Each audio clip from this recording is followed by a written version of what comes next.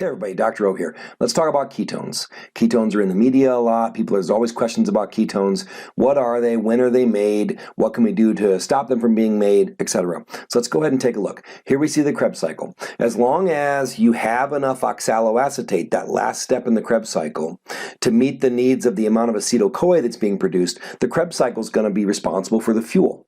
But if you get yourself in a situation where you have more acetyl-CoA than the Krebs cycle can handle, that's going to be when ketone bodies are produced. So when would that happen? Primarily if you're on a low-carb or ketogenic diet, or if you have uncontrolled diabetes, so all the glucose in your body is in your bloodstream instead of in your cells, you're going to bump into this situation.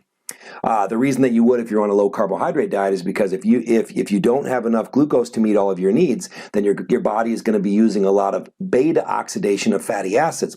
And that's the process where you take long fatty acid tails and turn them into acetyl-CoAs. So if you're burning fat for fuel, you're going to have an abundance of acetyl-CoA, and this cycle is going to not be able to keep up with the demand, and that's going to be when you will produce ketones.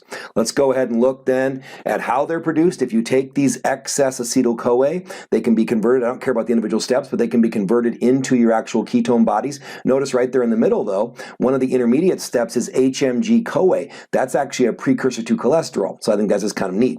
But the two key ketone bodies are acetoacetate and beta-hydroxybutyrate. Beta-hydroxybutyrate is generally considered the primary ketone in your blood. But you're also going to see acetate. So if we have more ketones than we need to burn for fuel, they can be broken down, and acetone will be the byproduct. That's going to be where that fruity breath, or breath that smells like paint thinner or nail polish remover, is going to be the acetone that's being released into your lungs. All right, so that's how they're produced. Let's go ahead and look at how they're actually oxidized. So beta-hydroxybutyrate can be metabolized down to acetoacetate. Notice that an NADH is created. That's going to be an electron carrier that will earn us some energy once it can run through the electron transport system. And then at the end, we're going to have our acetyl-CoAs back, and they're going to be able to run through the Krebs cycle. So if you think about it, ketones can make some energy now, but they also you can use these acetyl-CoAs in the Krebs cycle once there's room for them, once that traffic jam is over. What else about that? As far as like how much energy is being produced, if you take that acetoacetate and fully oxidize it, it will yield 2 GTP, which can create ATP, of course, and then 22 ATP directly. So it's a very good fuel source. Where can this be used? It used to be thought that ketones could only be used in a few locations. We used to think the brain could only rely on glucose. We now know that's not true. I've seen studies that have shown that the heart, muscle, parts of your brain, parts of your intestines can actually run almost better on ketones than they can other fuel sources. So now the heart loves burning fatty acids, but it can certainly use ketones. What I find most interesting is how the astrocytes, one of the neuroglial cells in your brain, they actually take glucose and convert it into lactate, but the same shuttles that shuttle in lactate to use as a fuel source can also use ketones. So that's why a lot of people that are on ketogenic diets say that their focus and their mental energy actually improves. I find that kind of interesting. Now there still are some parts of the brain that have to rely on glucose, but you certainly can use ketones. So ketones are a very viable fuel source. You see that they're generated if you get in a situation where you're burning a whole lot of fat for fuel. And we talked about how much energy they can produce. Now let's talk about the downside then, because some people are afraid of ketogenic diets, or they would actually recommend that you increase your carbohydrate intake to prevent ketosis. I think it's a terminology issue more than anything. I think ketosis is actually a really good thing. Ketoacidosis is a terrible thing. So ketosis will be when you have low levels of ketones in your bloodstream because of maybe short-term fasting, or you are on a ketogenic diet. That is going to be, generally speaking, someone in ketosis is going to have about 5 to 10 times less ketones in their bloodstream than someone that's actually at danger of what's called diabetic ketoacidosis, which absolutely can be fatal. Ketoacidosis, because ketones are acidic, can cause metabolic acidosis, dropping the pH, but also ketoacidosis comes with a dangerous level of dehydration. So if a person's going to die because of diabetic ketoacidosis, it is usually the drop in pH pH, but the severe amount of dehydration. So if you want to save their life, getting their glucose levels up and getting the ketone levels to come down is very important. But preventing or treating the dehydration is just as important. Just to give, so I think that we have to be very careful if we mix those two words, because I don't see anything wrong with ketosis. I do some moderate to long-term fasting, and I might fast for 3, 4, 5, I think 6.5, 7 days is the longest I've ever gone, and I monitor my blood ketone levels, and I've never seen them higher than 6 millimolar. So we're talking about not eating for an entire week.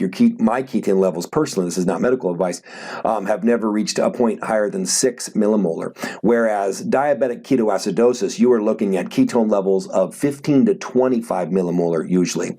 So I do think we have to be very careful if we put down ketogenic diets or diets that put you in ketosis because of concerns of ketoacidosis. Now, if you have an uncontrolled diabetic, I think you need to be extra careful.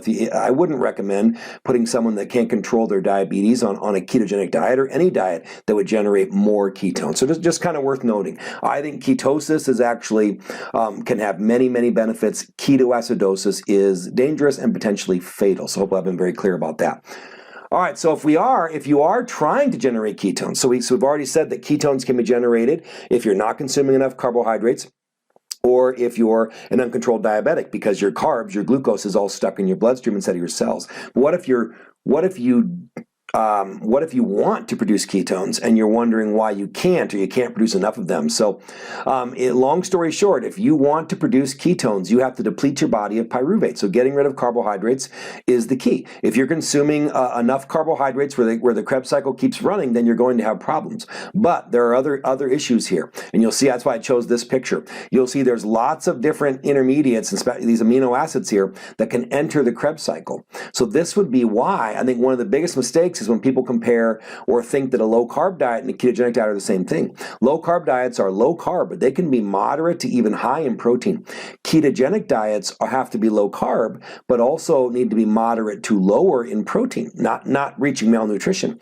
But if you consume too much protein on a quote-unquote ketogenic diet, you see right here that the proteins are going to be able to keep creating oxaloacetate. They're going to keep running the Krebs cycle, so you're not going to be producing ketones, or at least not producing as many as maybe you're hoping for. So that's why it's very important to monitor protein intake on a ketogenic diet. I've had a lot of students that didn't know that. I think other things that are going to increase gluconeogenesis, or the creation of glucose in your body, would also make this very difficult. I think the two biggest ones here would be sleep and stress. So if you're sleep deprived or you're under a lot of stress, then your stress hormone cortisol is going to be trying to prop up your blood glucose in any way it can. And that's going to keep the Krebs cycle running. So that can be a big problem. So if you're on a ketogenic diet, and again, this is not medical advice, if you're on a ketogenic diet, make sure you keep an eye on how changes in protein intake are going to determine whether or not you are in ketosis, and that can be monitored from breath tests and I guess urine to some extent, and blood tests as well. And then sleep issues and stress are both also going to make it a lot harder for you to produce ketones. So that's ketones. It's what they do. It's the energy we get from them. That's how to stop them from happening if you want to stop ketosis, and that's how to make it happen if you're trying to make it. I hope this helps. Have a wonderful day. Be blessed.